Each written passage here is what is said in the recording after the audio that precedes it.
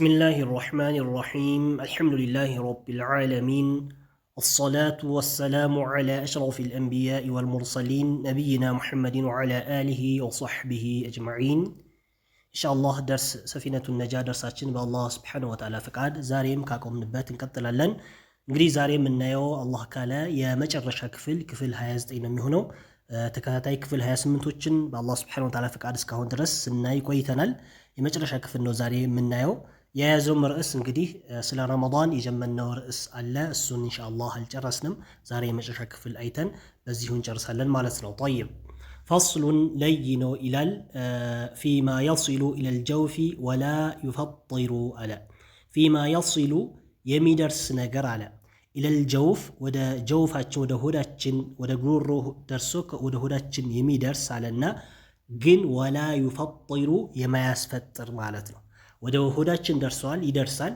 እንግዲህ ባለፈው የሚያስፈጥሩ ነገራቶችን ስናይ ቆይተን ነበር አሁን ደግሞ ወደ ሆዳችን ደርሶ ግን ሊያስፈጥርብን ወይም ጾማችን ሊያበላሽ የማይችሉ ነገራቶችን ይጠቅስልናል ማለት ነው طيب الذي يا لا يفطر ما يسفطر ማለት ነው አንዳንድ ቦታ لا يفطر ብሎ የሚያመጣበት ፋው ስኩን አድርጎ ጣው ደግሞ لا يفطر ከስር ሆኖ ሸድ ሳይኖረው ማለት እንደዛ አድርጎ የሚያመጣበት ሁኔታ አለ አቀራሩ لا يفطر ሳይሆን لا يفطر ነው መሆን ያለበት ፋው ፈትሐ መሆን ያለበት ጣው ደግሞ ከስር ሆኖ መሆን ያለበት طيب ስለዚህ الذي يا لا يفطر የማያስፈጥር ነገር مما يصل የሚደርስ ሆኖ الى الجوف ወደ ሆዳችን ደርሶ ግን ጾማችን ማያበላሽብን ሰብዓቱ አፍራዲን ሰባት ነገራቶች አሉ ማለት ነው طيب ان شاء الله እነሱን ይጠቅስልናል የመጀመሪያው ما يصل የሚደርስ ነገር الى الجوف ወደ ሆዳችን የሚደርስ ቢኒሲያኒን በርሳቻ ወደ ሆዳችን የደረሰ ነገር ጾም አያበላሽብንም ማለት ነው እንግዲህ ነብያችን አለይሂ ሰላቱ ሰላም فانما اطعمه الله وسقاه ብሎ ያሉት ነው አንድ ሰው ረመዳን ላይ ሆነው በረመዳን ጾም ላይ ሆኖ ቢበላ ቢጠጣ ረመዳን ጾም ላይ ብቻ ሳይሆን ሱና ጾም ራሱ ቢሆን ረስቶ ጾመኛ መሆኑ ረስቶ በላ ጠጣ ስለዚህ فإنما طعمه الله ያበላው አላህ ነው እንደዚሁም ያጠጣውም አላህ ነው ብሎ ነብያችን አለይሂ ሰላቱ ሰላም ብለዋል ማለት ነው ስለዚህ ሚማ يصل የደረሰ ነገር ኢለል ጆፊ ሆዱ ደርሷል በምንድን ነው ግን የደረሰው ቢኒሲያን ነው ረስቶ ማለት ነው ረስቶ ነው የበላው ወይም ረስቶ ነው የጠጣው ወይም ረስቶ ወደ ሆዱ የሆነ ነገር ደርሷል ስለዚህ በዚህ ጾም አይበላሽም ማለት ነው طيب او جهلين ወይም ባለማወቅ ጀህል ማለት አለማወቅ ማለት ነው አለማወቅ ማለት ሸሪዓዊ የሆነ ድንጋጌውን ባለማወቁ የተነሳ ምን ሆነ ወደ ሆዱ ደረሰ እንግዲህ ይሄኛው ያው ጀህሉ ባይሆን ዑዝር ሊሰጠው የሚገባ መሆን አለበት ጀህለን ይዑዘሩ به ነው አንድ ሰው ማለት ዑዝር ሊሰጠው ባለማወቁ አላወቀም ተብሎ አንድ እንግዲህ ወደ እስልምና የመጣበት ጊዜ ቅርብ ለመሆኑ ሊሆን ይችላል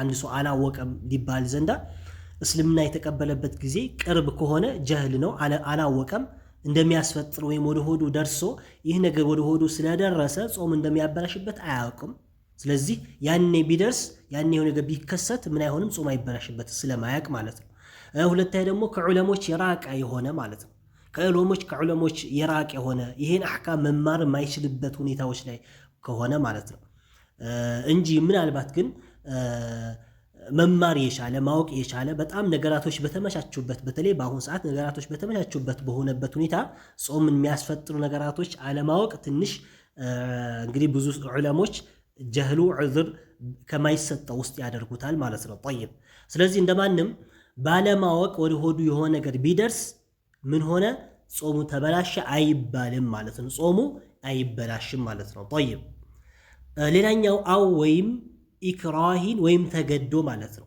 ተገዶ ጾሙ የሆነ ነገር ወደ ሆዱ የሆነ ነገር ደረሰ የሆነ ሰው አስገድዶ አፉና እጁን ይዞት በግድ ምን ውሃ ጋተው ወይ የሆነ ነገር የሚበላ ነገር ወደ ሆዱ እንዲደርስ አደረገ ስለዚህ በዚህ ጾምህ ተበላሸ ተብሎ አይባልም ምክንያቱም ምን የለውም اختيار የለውም የራሱ ምርጫ የለውም ከአቅሙ በላይ ሆኖበታል لا يكلف الله نفسا الا وسعها ነው አላህ Subhanahu Wa Ta'ala እንግዲህ ነፍስ ነብያችን አለይሂ ሰላም ከኡመቶች ላይ ተነስቶላቸዋል ካሉት ነገር አንድ ኒስያን ሁለተኛ ወመስቱክሪሁ አለይ የተገደዱበት ነገር ከአቅማቸው በላይ ሆነን የሆነ ነገር ተገደን የሆነ ነገር ብንሰራ ያንን አንጠየቅበትም ማለት ስለዚህ አሁንም በኢክራህ በግዴታ የሆነ ሰው ወይም ደግሞ ምናልባት ህይወቱ ሊያጠፉት ወይ ይሄን ጾምን ካላበላሸ የሱን ጾም ለማበላሸት ፈልጎ ይሄን ጾም ካላበላሸ ይሄን አደጋ እናደርስብሃለን ብሎ ቢሉት ማለት እውነትም በቃ ነገሩ አስፈሪ ከሆነ ምናልባት በነሱ በግዴታ ያ ነገር ቢያደርግ ጾሙ አይበላሽበትም ማለት ነው።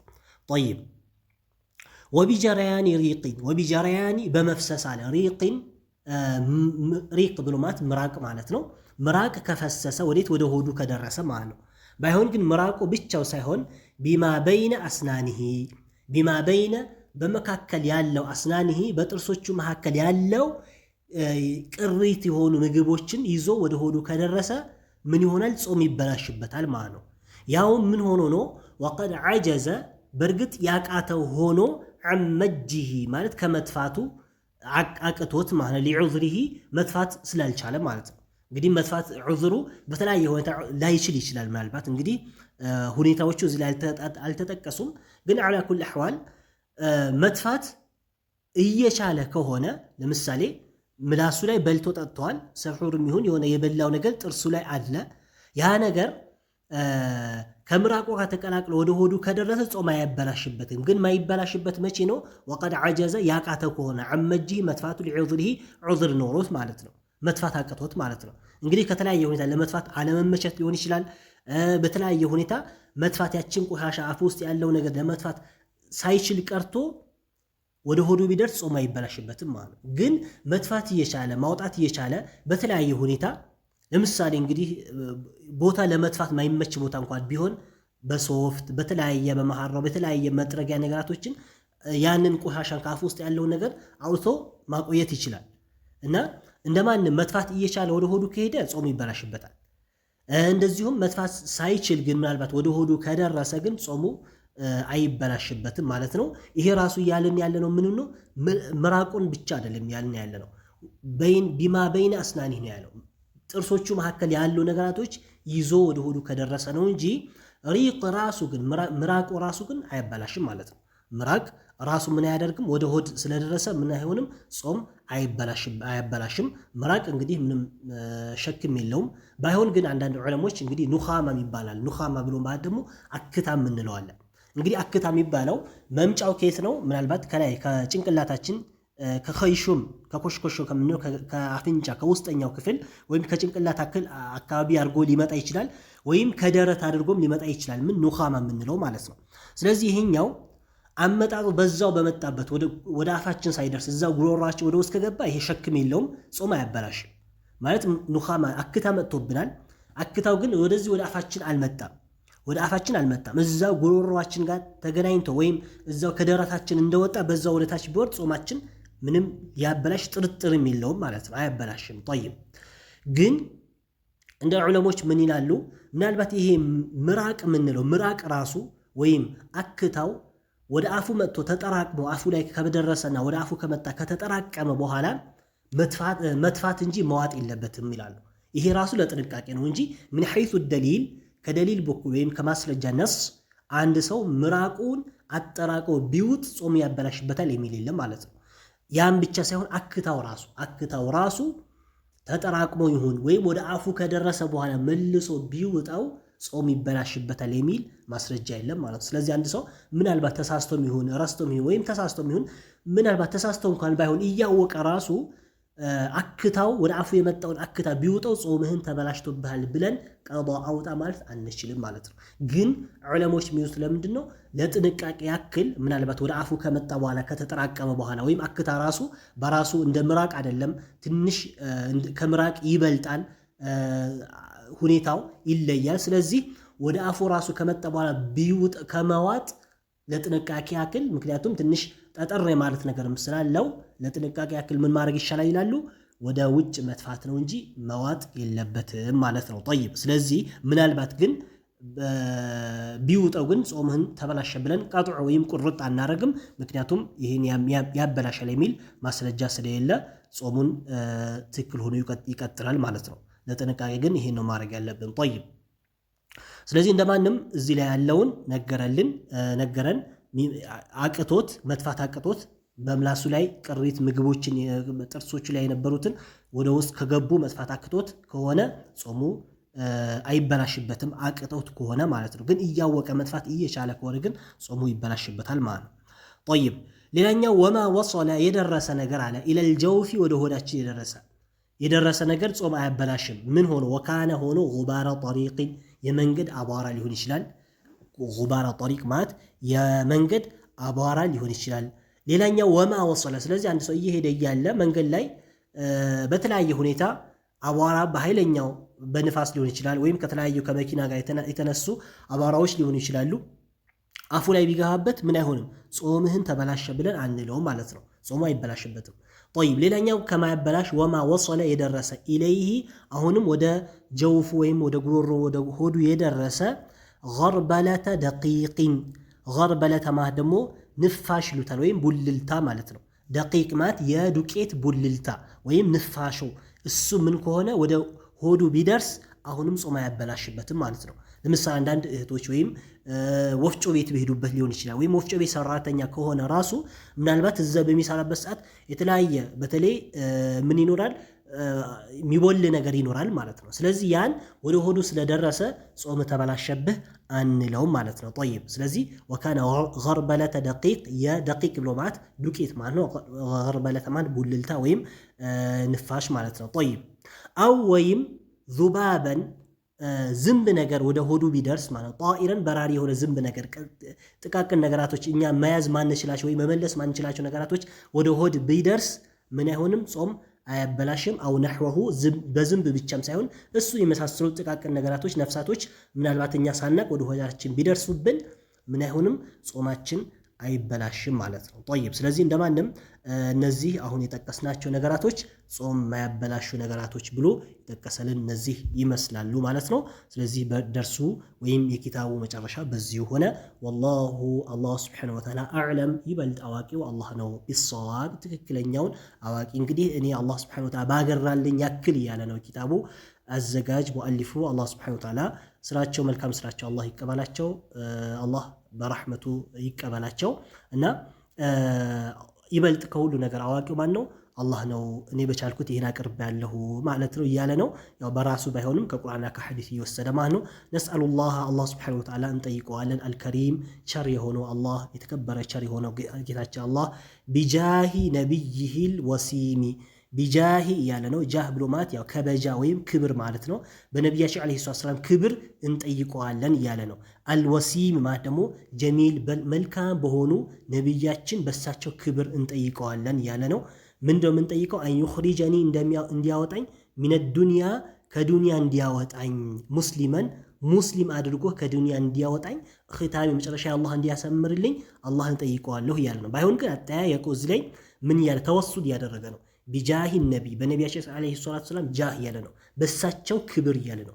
ግን ይሄ መሆን የለበትም ብለናል። ምናልባት ከዚህ ፊት ደርሳችን ላይ ኹድ አቂዳ ደርስ ወደ መጨረሻ አካባቢ ላይ ተወሱል ስለተወሱል በቀራንበት ላይ ተወሱል ብለን ተወሱል ቢድዒ ይሆናል፣ ቢድዓ የሆነ ማለት ነው። ምናልባት ሽርክ ግን ቀጥታ ሽርክ አይደለም፣ ሽርክ ብለን አንለውም፣ ግን ቢድዓ ነው። ባይሆን ወቀድ ዩአዲ ኢለ ሽርክ ብለናል፣ ወደ ሽርክ ሊያደርስ ይችላል። ይሄ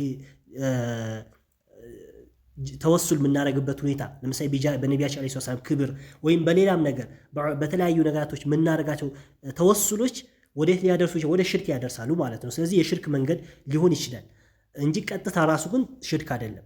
እና ተወሱል ማድረግ ያለብን በምንድን ነው?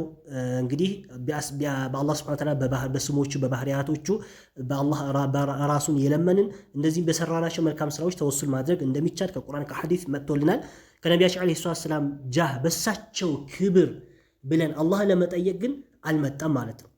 ከኛ በላይ ደግሞ የበለጠ ወደ ነቢያችን ዓለይሂ ሰላም ቅርብ የሆኑት ሷሐቦች በነቢያችን ዓለይሂ ሰላም ዘመን ጊዜ ይሄን አላደረጉም ማለት ነው። ይሄን አላደረጉም። ነቢያችን ዓለይሂ ሰላም በህይወት እያሉ የሆነ ነገር ሲፈልጉ ያ አላህ ያ ረሱላህ ኡድዑላህ ነበር የሚሉት፣ አላህን ለምንልን ነበር የሚሉት እንጂ በአንተ ክብር ይሁንብህ ብለው አላህን አይጠይቁም ነበር።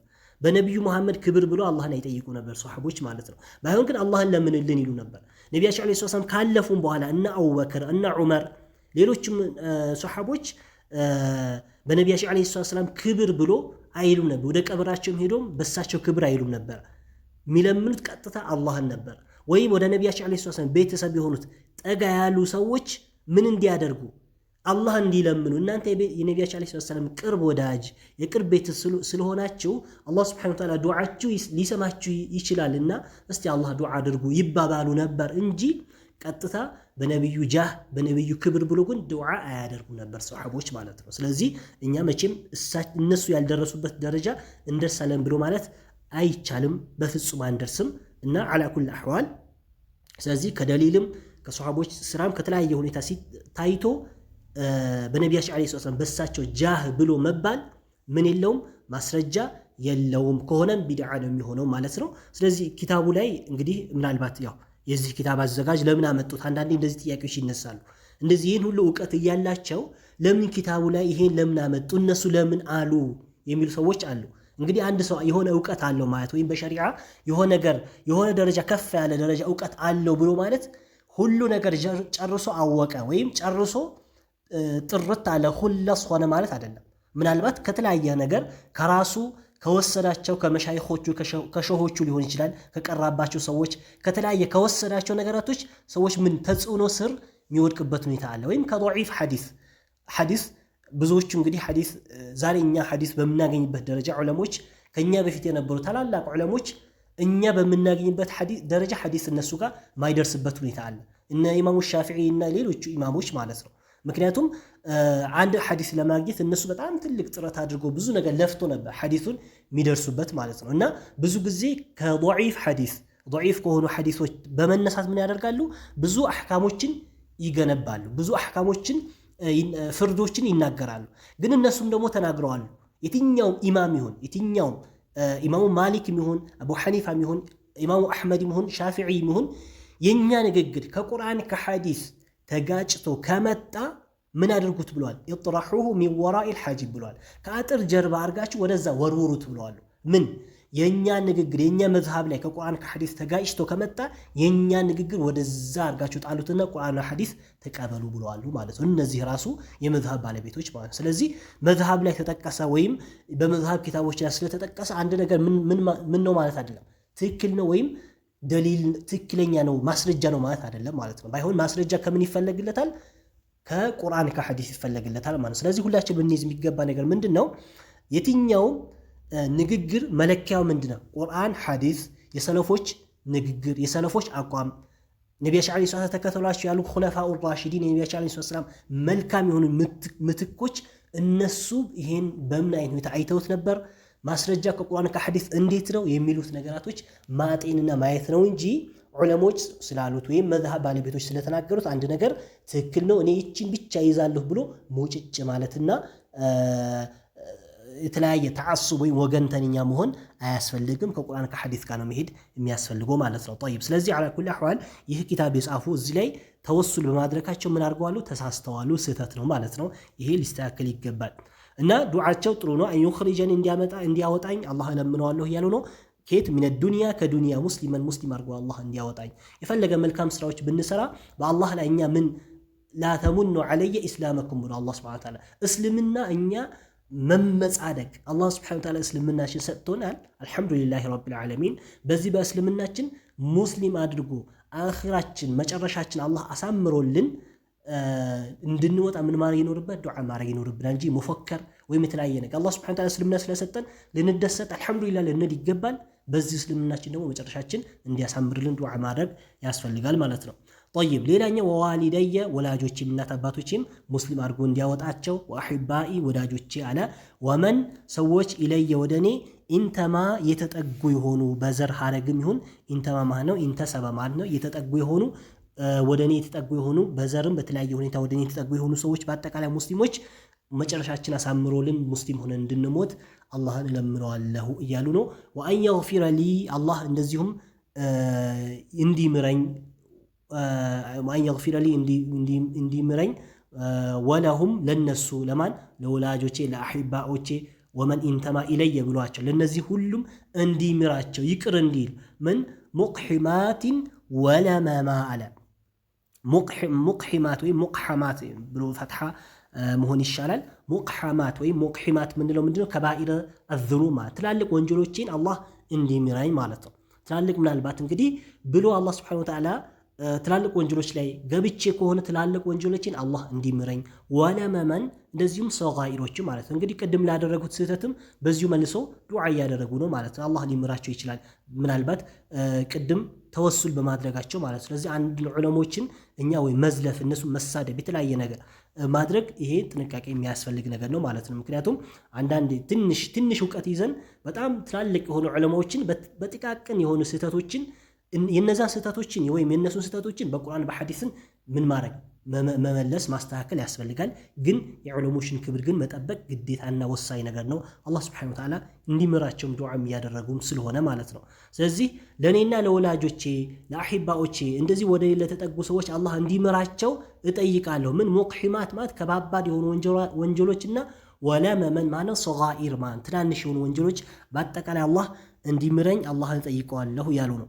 ወሰለላሁ ዐላ አላህ ውዳሴውን ያወርድ ዐላ ሰይዲና በአይነታችን በዋናችን ላይ ሙሐመድን ስማቸው ሙሐመድ በሆኑት ላይ ኢብኑ አብዱላህ ልጅ ሙሐመድ በሆኑት ኢብኑ አብዱል ሙጠሊብ አብዱላህ ደግሞ የአብዱል ሙጠሊብ ልጅ በሆኑት ኢብኑ ሃሺም አብዱል ሙጠሊብ ደግሞ የሃሺም ልጅ የሆኑ ኢብኑ አብዲ መናፍ ሃሺም ደግሞ የአብዲ መናፍ ልጅ የሆኑ እንደማንም በነቢያችን አለይሂ ሰላም የአላህ ሱብሓነሁ ወተዓላ ውዳሴ ሰላም በሳቸው ላይ ይውረድ አለ። ረሱልላህ የአላህ መልእክተኛ የሆኑት ማን ሙሐመድ ብሎ ማለት እሳቸው የአላህ መልእክተኛ የሆኑት ኢላ ካፈቲል ኸልቂ ወደ ካፍ ማለት ወደ አጠቃላይ አልኸልቂ ወደ ፍጡሩ በአጠቃላይ መልእክተኛ የሆኑት ለእሳቸው አላህ ሱብሓነሁ ወተዓላ እሳቸው ላይ ምን ያድርግ ውዳሴውን አላህ ያውርድ አለ። ረሱሊል መላሒም አለ። ረሱል አሁንም መልእክተኛ የሆኑ አለ መልእክተኛ የሆኑ የምን መላሒም ብሏት የመላሒም መልእክተኛ የሆኑ መላሒም ብሏት እንግዲህ ሐርብ ማለት ጦርነት ማለት ነው። እንደዚሁም ቂታል ማለት ግድያ ማለት ነው። ስለዚህ አሁን እዚህ ላይ እየገለጻቸው ያለው ምን ብሎ ነው? ረሱሉል መላሒም የግድያ ወይም የጦር መልእክተኛ የሆኑ የጦርነት መልእክተኛ የሆኑ ወይም የጀግንነት ለማለት ፈልጎ ነው። ምክንያቱም ነብዩ አለይሂ ሰላም በዚህ ባይገልጻቸው ጥሩ ነበር። አላህ Subhanahu Wa Ta'ala ምን ወማ አርሰልናከ ኢላ ረሕመተን ሊልዓለሚን ነው ለዓለማት እዝነት አድርገን ነው የላክንህ ነው ያላቸው። አላህ Subhanahu Wa Ta'ala ለዓለማት እዝነቱን አድርጎ ነው የላካቸው እና ሲላኩ ሰዎች እንዲገሉ ወይም ሰዎችን ለጦርነት አይደለም የተላኩት ማለት ለእዝነት የተላኩት። ምናልባት ግን ይሄ አላህ Subhanahu Wa Ta'ala የላካቸው የሰጣቸውን ሪሳላ በሚያደርሱበት ሰዓት ተውሂዳቸው በሚያስተምሩበት ሰዓት የተለያየ ነገር ሊኖር ይችላል፣ ጦርነት ሊኖር ይችላል ማለት ነው። ስለዚህ አባባሉ እዚህ ላይ እንግዲህ ጀግና የሆኑ ታላቅ የሆኑ ለማለት ፈልጎበት ካልሆነ በስተቀር ቀጥታ ዋናው የተላኩበት ምን ሽርክ ለማጥፋት ተውሂድን ለማንገስ የበላይ ለማድረግ ነው። ግን ይሄ ደግሞ በምንድነው በእዝነት ነው እንጂ ቀጥታ ነብያችን አለይሂ ሰላም ሰዎች ላይ ጦርነት በመክፈት አይደለም ሰዎችን ያስተማሩት ማለት ነው።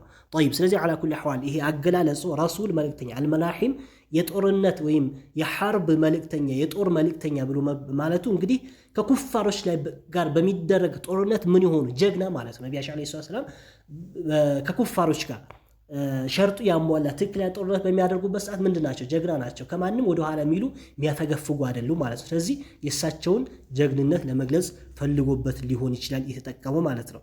ሐቢቢላህ የአላህ Subhanahu Wa Ta'ala ወዳጅ የሆኑት አልፋቲሒ ከፋች የሆኑት አልቁሉብ አልሙግለቅ ማለት የተዘጉ የሆኑ ልቦችን የሚከፍት የሆኑ መልእክተኛ አልኻቲሚ ነቢያቶች ሁሉ መደምደሚያ የሆኑት በእሳቸው ላይ አላህ ውዳሴ ይውረድ ወአሊሂ እንደዚሁም በተከታዮቻቸው ላይ ይውረድ ወصحبه በባልደረቦቻቸው በصحቦቻቸው ላይ ይውረድ አጅማዒን በሁሉም ላይ ይውረድ ወልሐምዱ ምስጋና ሊላሂ ለአላህ የተገባው ይሁን ረቢል ዓለሚን የዓለማቱ ጌታ ምስጋና ይገባው ብሎ በዚሁ ኪታቡ በዚሁ ጨረሰ ማለት ነው።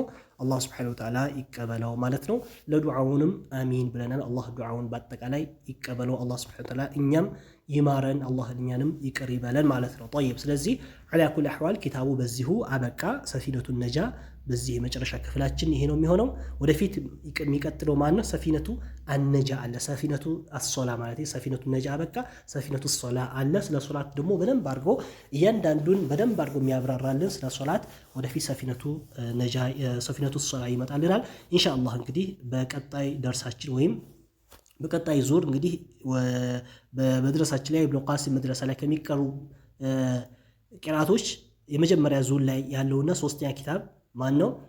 ሰፊነቱ ነጃ ነው። ይሄን ጨርሰናል። ሰፊነቱ ሶላህ ደግሞ የምናየው መቼ ነው? በሁለተኛ ዙር ነው። አሁን መጀመሪያ ዙር ላይ ጨርሰናል ማለት ነው።